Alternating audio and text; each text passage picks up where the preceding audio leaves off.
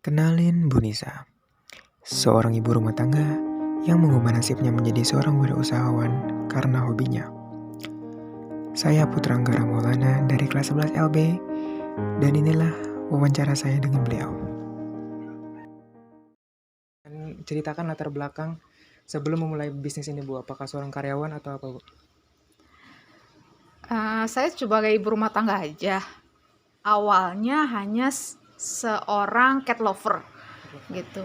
Kebetulan ada rezeki, saya berpikir ini bisnis yang menjanjikan ke depannya, ya kita mulai usaha aja dengan bismillah gitu aja.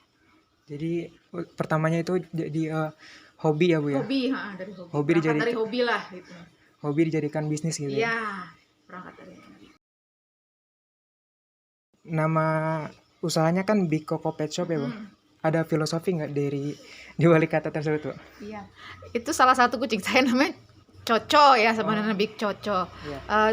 Karena badannya besar, Big itu punya arti mengartikan bahwa harapan supaya kedepannya bisa lebih maju, lebih baik, berguna buat orang banyak. Itu aja sih.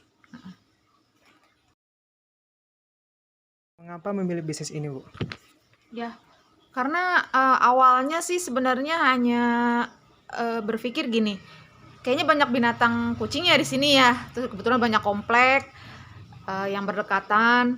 Ya akhirnya saya berpikir kenapa enggak gitu. Tapi ternyata makin kesini memang bisa menjanjikan banget karena putarannya lumayan juga gitu setiap bulan. Alhamdulillah saya juga banyak kenalan, banyak pelanggan gitu kan, yang bisa jadi temen, bisa jadi saudara, yang awalnya bertetangga nggak kenal sekarang jadi kenal. Banyak deh manfaatnya gitu aja.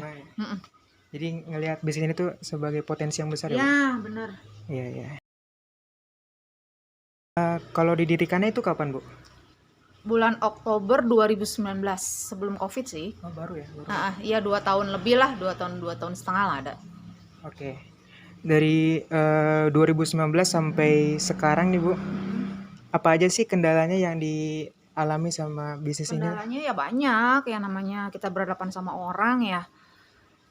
Artinya ada kembali lagi ke manusia ya, ada yang puas, ada yang enggak gitu. Dalam arti kata ya mungkin jam buka tutup saya yang memang saya nggak bisa malam-malam gitu. Kadang-kadang malam mereka pada kesini mentang-mentang di rumah gitu ya. Jadi mereka mengandalkan pasti ibunya ada gitu. Tapi sedangkan saya kalau udah habis maghrib saya udah tutup karena jam 7 tuh udah capek banget ya. Jadi saya juga perlu istirahat. Terus kendalanya banyak sih, yang namanya kepuasan pelanggan saya juga tidak bisa mensurvei satu-satu gitu ya. Ada aja sih pasti kendalanya. Kalau masalah kritis yang pernah dihadapi bisnis ini ada tidak Bu kira-kira? Oh ada. Jatuh bangunnya ya mungkin karena sekarang apalagi ya harga-harga tinggi, permintaan banyak. Karena apa? PPh kenaikan pajak itu kan ya, yang 11% itu yang yang membuat harga makin melambung. Harga melambung, permintaan banyak, ya supply demand ya, istilahnya gitu.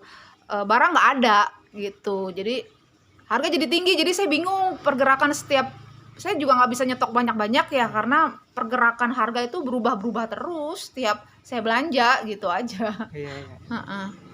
Kalau pandemi ini mengganggu tidak Bu dengan budget sih? Ada sih, tapi nggak terlalu. Alhamdulillah ya, mungkin Allah nitipin rezeki juga ke mereka ya. Ke owner kucing gitu ya. Alhamdulillah sih nggak terlalu yang ini banget sih. Ada aja pelanggan setiap hari yang ini bergerak lah, perputarannya lumayan alhamdulillah gitu. Namanya bisnis mah jatuh bangun biasa sih gitu. Kalau menurut Ibu mengenai persaingan di bisnis cat shop ini gimana sih persaingannya? Iya. Kemarin saya sempat ngobrol sama pelanggan saya juga. Dia kan kerja ngambil paket tuh ya. Mungkin dia ngerti kali ya lingkungan sini ya. Ada, ternyata dia sempat bicara sama saya, "Ibu, walau gimana pun Ibu pelopor." Gitu loh. Banyak yang pada buka di sini gitu. Sebenarnya kan yang buka tuh dari pakan burung juga ada ya, tapi kan tidak sekumplit saya gitu kan ya. Ada sekitar sini, saya pun tahu gitu, tapi mereka nggak berani pasang banner ya, nggak pernah masang iklan, tapi saya tahu terutama yang agak jauh ya, BTN Ciluwer gitu, ada aja yang buka di sana. Pelanggan-pelanggan saya pun berkurang, yang tadinya memang saya kenal banyak dari mereka, sekarang ya tapi rezeki lah, kembali lagi ke rezeki lah gitu. Karena kan kelebihan saya di sini, saya setiap bulan itu udah steril vaksin buat kucing. Jadi ada dokter yang datang ke sini gitu loh. Jadi walaupun mereka belinya di mana gitu, saya di sosial media juga saya beriklan gitu ya, pasti ke sini. Pasti kesini, Bu. Pasti mereka pada ke sini gitu, karena mereka mau sterilkan kucing-kucingnya kan, vaksin juga. Mereka pada ke sini gitu. Terutama besok nih ada dokter pagi gitu. Ya yang mereka yang saya bilang tadi itu pada ke sini sih, pada mensterilkan, menvaksin kucingnya gitu aja. Berarti kelebihan Cat Shop ini bukan sekedar pet supply aja, tapi Iya, ada steril, iya, ada vaksin. alhamdulillah. Jadi memang berpikirnya sih ke depannya pengennya punya klinik gitu ya, karena saya udah punya rekomendasi dokter. Itu aja sih. Kalau untuk 10 tahun ke depan atau 5 tahun ke depan itu ada rencana ekspansi atau gimana itu? Iya, pasti dong, setiap orang usaha pasti punya keinginan ya, punya harapan. Satu, keinginan saya cuma 2 sih. Satu, saya punya pet shop lagi, atau saya punya klinik gitu. Karena saya udah bekerja sama dokter juga gitu. Apakah pet shop ini memiliki hubungan kerjasama dengan pihak lain? Kalau ada, itu dalam bentuk apa, Bu, Ya kerjasama? itu yang tadi saya bilang, saya bekerja sama dokter.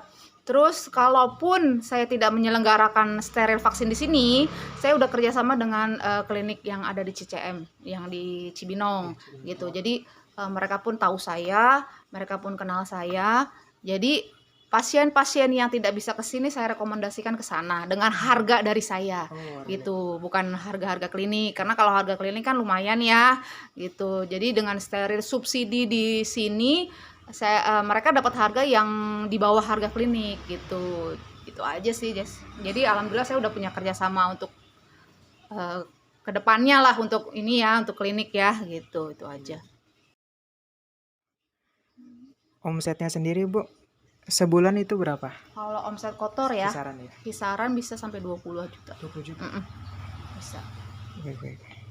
Kotor ya itu ya. Iya, kotor. Cuman belanjanya juga lumayan juga. Iya, pasti, Bu.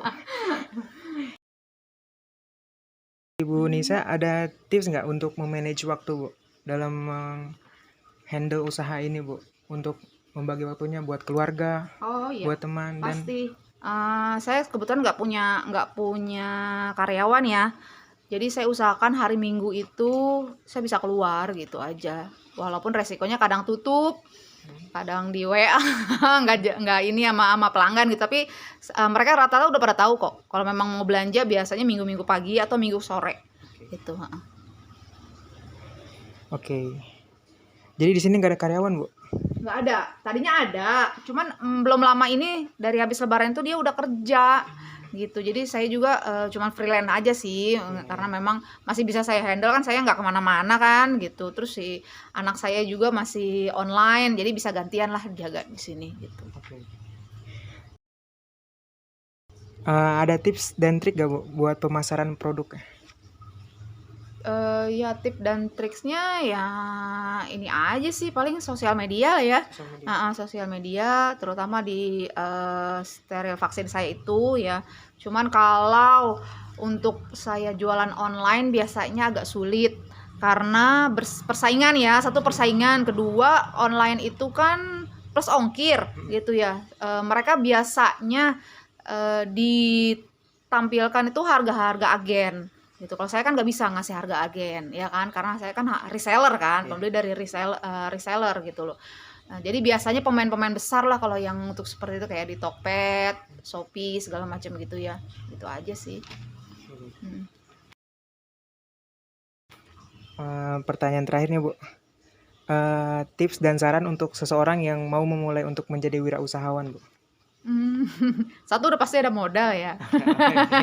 Satu, pasti ada modal, tapi dengan modal sedikit, misalkan saya juga dari awalnya juga dari sedikit, tapi lama-lama berkembang sih perputarannya, alhamdulillah lah.